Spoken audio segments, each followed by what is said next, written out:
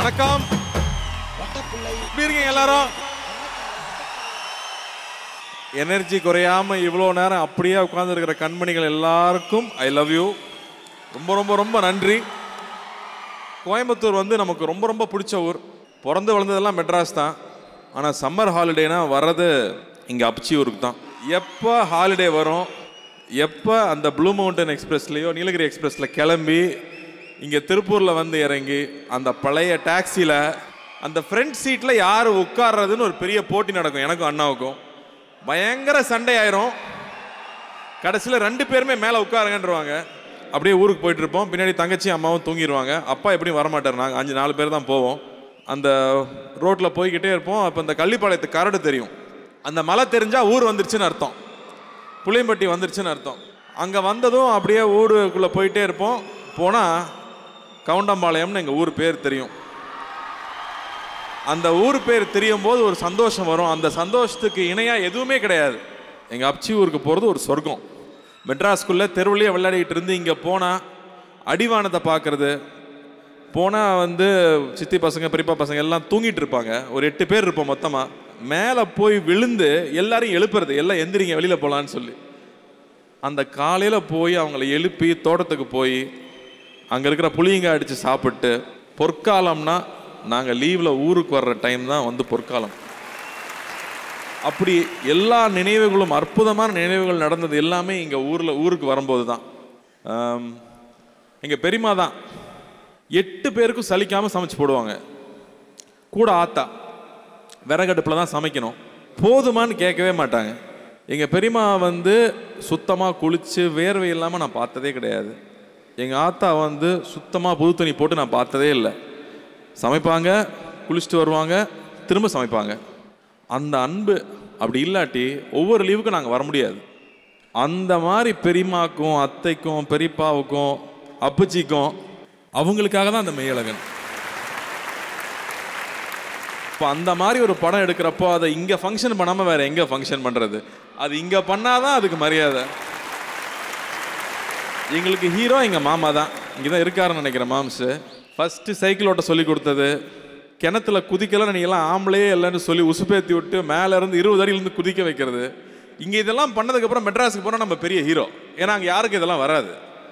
அப்படி இங்கே அத்தனை விஷயம் பண்ணுறது, இந்த லைஃப் ப்ரிப்பேர் பண்ண விஷயம் இருக்கு இல்லையா, அதுதான் இன்றைக்கு வரைக்கும் எனக்கு ஸ்ட்ரென்த்தாக இருக்குது. ஸோ சம்மர் கிளாஸுக்கெல்லாம் வந்து ஸ்பெஷல் கிளாஸுக்கு போகிறத விட ஊரில் வந்து அத்தை வீட்டுக்கும் அப்ச்சி வீட்டுக்கும் தாத்தா வீட்டுக்கும் போகிறது தான் மிக மிக முக்கியம்னு நினைக்கிறேன். இந்த படம் மறுபடியும் அதே தான் சொல்லுது. இந்த படத்தில் நான் உள்ளே வந்தது ஒரு புக்காக இருக்குது, நீங்கள் படிங்க அப்படின்னு சொன்னார். நான் படித்தேன். எனக்கு என்ன சொல்கிறதுன்னு தெரில. ஒரு 5 இடத்துலையாவது அழுதுருப்பேன்.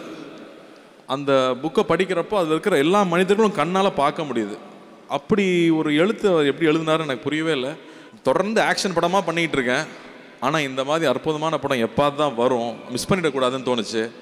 ஆனால் அவ்வளோ வேல்யூஸ் இருக்கும் அவரோட எழுத்தில். நான் இன்னும் அமெரிக்காவில் போய் படிச்சுட்டு வந்ததுனாலே இதனோட மதிப்பு இன்னும் ஜாஸ்தி தெரியுது. நான் மெய்யழகன்லாம் என்னால் புரிஞ்சிக்க முடியுது. அந்த மெய்யழகன் அவரோட எழுத்து என்னால் கொஞ்சமாவது புரிஞ்சிக்க முடியுதுன்னா அதுக்கு நான் அப்ச்சி ஊருக்கு வந்தது, எங்கள் அத்தை ஊருக்கு போனது.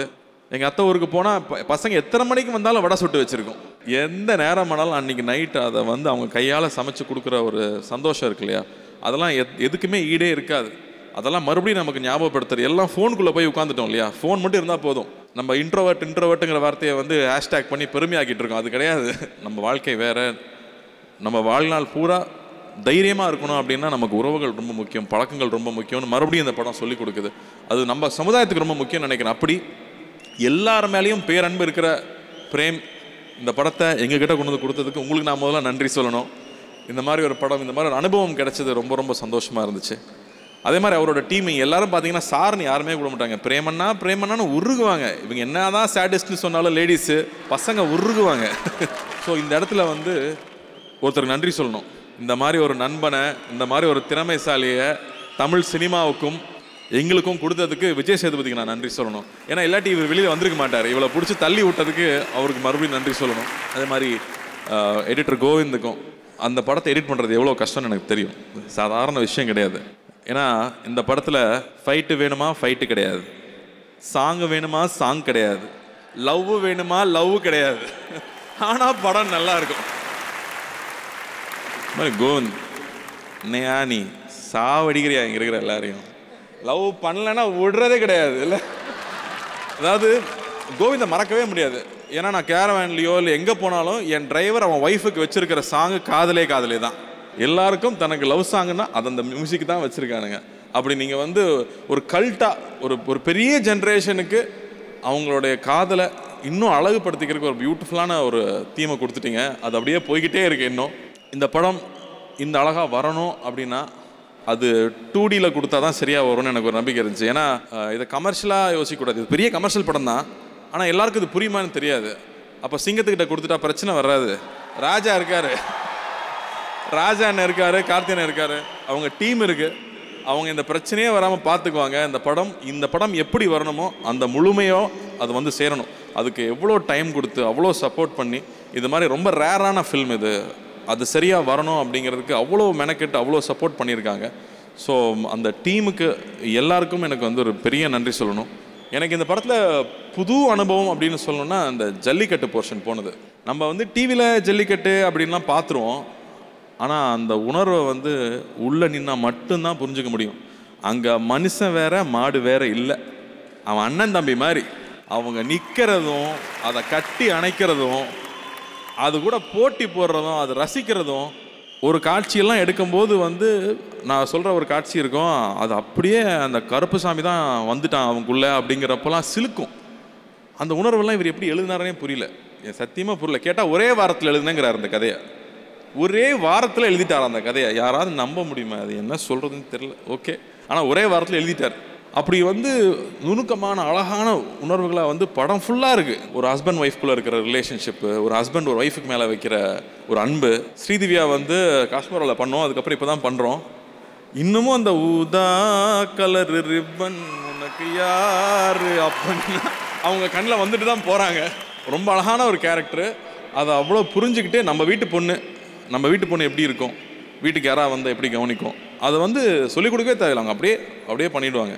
அதுக்கப்புறம் இன்னொருத்தரை பற்றி பேசணும். இந்த பொன்னியின் செல்வன் புக் எழுதுனதுக்கப்புறமா எல்லாருமே வந்து அருள்மொழிவர்மன் வந்தியத்தேவன் பேர் வைப்பாங்க. அதுக்கப்புறம் ரோஜான்னு ஒரு படம் வந்துச்சுங்க. அதுக்கப்புறம் ஆம்பளை பையன் பிறந்துட்டான்னு வைங்களேன், அவனுக்கு அரவிந்துன்னு பேர் வச்சிடுறது. அவன் கருப்பா சிவப்பாலாம் இல்லை, அவன் வளர்ந்து அரவிந்த் சாமி மாதிரி அழகாயிர மாட்டானான்னு ஒரு அர்த்தம். அரவிந்த் சாமி சார் கூட வந்து நான் நடிப்பெல்லாம் எதிர்பார்க்கவே இல்லை. ஆனால் அரவிந்த் சாமி சார் கூட உட்காந்து பேசுறது வந்து நம்ம பேச மாட்டோம், அவர் பேசுவார், நம்ம கேட்போம் அவர் பேசுவார்.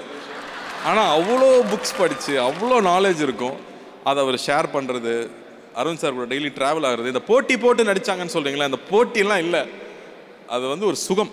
அப்படி வந்து நமக்கு ஒரு பெரிய அண்ணன் இருக்கார், இல்லை வீட்டில் ஒரு மாமா இருக்கார், ஒரு ஒரு ஒரு பெரியமா பையன் இருக்காங்கன்னா நம்ம எப்படி உட்காந்து எதை வேணால் பேசலாம், என்ன வேணால் கலந்துக்கலான் இருக்கும் இல்லையா. அப்படி ஒரு உறவு தான் அது. எப்படி லோகேஷனை நைட்டு ஃபுல்லாக வச்சு கொன்னானோ அதே மாதிரி மறுபடியும் நைட்டு ஃபுல்லாக வச்சு கொள்வது பிரேம். என்ன அங்கே ஃபுல்லாக மண்ணில் போட்டு புரட்டி எடுப்பாங்க, இவர் கொஞ்சம் பானையில் பியர்லாம் ஊற்றி கொடுத்து சந்தோஷமாக பார்த்துக்கிட்டாரு. அஃப்கோர்ஸ் நான் பேர் அடிக்க மாட்டேன், பட் எனக்கு வேறு வரும். பட் அது வேற ஒரு லைஃப் அவர் காமிச்சு கொடுத்தாரு. அது ஒரு சுகமாக இருந்துச்சு அந்த ட்ராவல் ஃபுல்லாக. இந்த படத்தில் இன்னொரு சுவாரஸ்யமான விஷயம் அந்த காஸ்டியூமு. நமக்கு எப்பவுமே இந்த 1001 படம் ஃபுல்லாக ஒரே காஸ்டியூம் தான் மாட்டும்.